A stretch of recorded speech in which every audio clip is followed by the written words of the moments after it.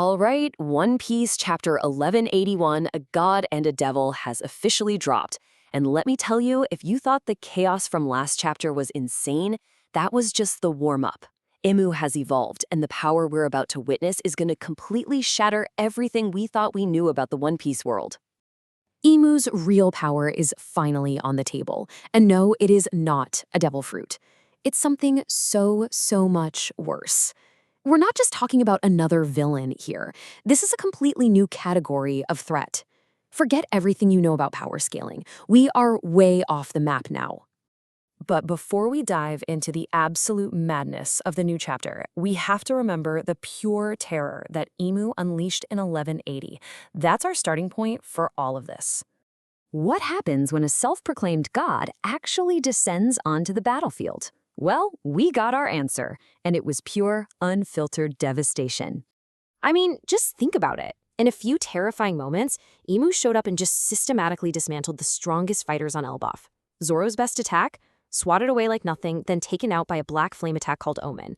Sanji? Blown away before he even knew what hit him. The legendary giant warriors? Sliced down so fast they literally never saw it coming. This wasn't a fight, it was a message. So with basically everyone down for the count, one person rises from the rubble, the Prince of Elbaf himself, Loki. And for him, fueled by a rage that's been boiling for 14 long years, this is deeply personal. And in this moment, Loki finally learns the devastating truth. This monster standing before him, Imu, used to go by another name, Mu. Yeah, the same being who manipulated and caused the death of his own father. This is his moment of reckoning. So what does a giant prince do when he finally faces the monster that ruined his family? He channels every single ounce of that grief, that rage, and all of his power into one single devastating attack. He screams, "Ragna Aizuchi!" swinging his hammer with enough force to shatter a god. And it connects. The impact should have leveled the entire island. But instead, it's just stopped. Imu doesn't even move. Those same mysterious black flames just effortlessly absorb the full raw power of Loki's ultimate attack. The hope of the giants is just gone. The reaction from the battlefield says it all. I can't believe he tanked that. And, this isn't just shock. This is the exact moment when everyone there realizes that their entire understanding of power is just wrong. How do you even begin to fight something that can stop an attack like that without even trying? Okay, and this is where the chapter stops being just a fight and becomes a lore drop that's going to change the entire series, because Imu actually decides to explain it all, to reveal the source of this impossible, terrifying strength. So first, that black flame attack finally gets a name, Omen. And it's not a devil fruit, it's not some advanced hockey. The manga describes it simply as Mu's military might. It's his personal will, literally manifested as an unstoppable force. But believe me, that's just the tip of the iceberg. Imu then explains that Omen is just one part of a trinity. It all starts with corruption, exploiting that natural craving people have for strength. Then comes the covenant, using that desire to bind them, to force them to your will. And finally, there's power itself, which you gain through the envy and ambition of others. It is a terrifying, parasitic way of looking at strength. And this panel just lays it all out visually. As Imu is talking, we see these images of manipulation, of forced loyalty, of ambition being drained from others. This isn't the power of a king, it's the ideology of a true tyrant.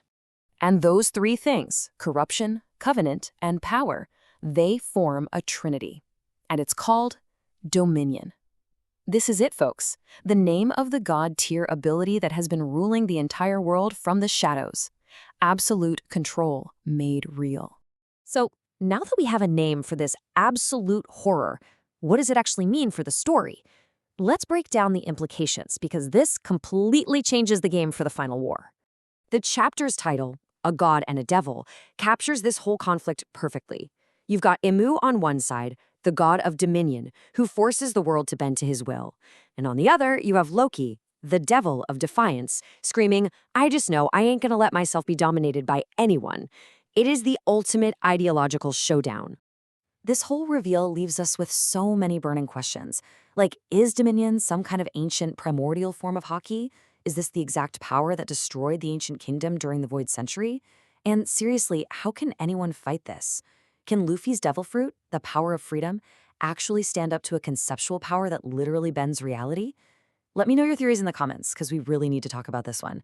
But amidst all of this doom and gloom, as this god stands victorious on the battlefield, the story gives us this small, almost ridiculous glimmer of hope. The answer to Dominion might already be on the island. And the contrast here is just incredible. On one side of the island, you have Emu, a figure of absolute power standing over the defeated Prince of Giants, total and complete despair. And on the other side, Luffy is just stuffing his face, screaming for more meat. It is a perfect Oda moment. As the world is seemingly ending, Luffy is just focused on his next meal because he knows deep down this fight is far from over. And then, Emu drops the line that connects everything. In the middle of his victory, he looks to the sky and screams, "The world itself rejoices in a state of dominion. Isn't that right, Joy Boy?" He's not talking to Loki anymore. He's speaking directly to his ancient enemy, an enemy whose will now lives inside the guy chowing down on a mountain of food. The final war has officially, truly begun. And the chapter's final panel is just bone-chilling.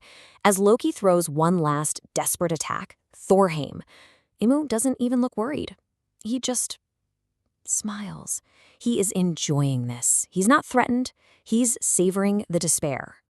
If Dominion is the true power of a god, an unopposed force that has ruled for 800 years, then the world desperately needs an answer.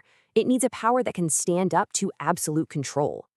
And there's only one person in this whole world who embodies that kind of freedom, the one man who might just be ridiculous enough to punch a god in the face, Monkey D. Luffy.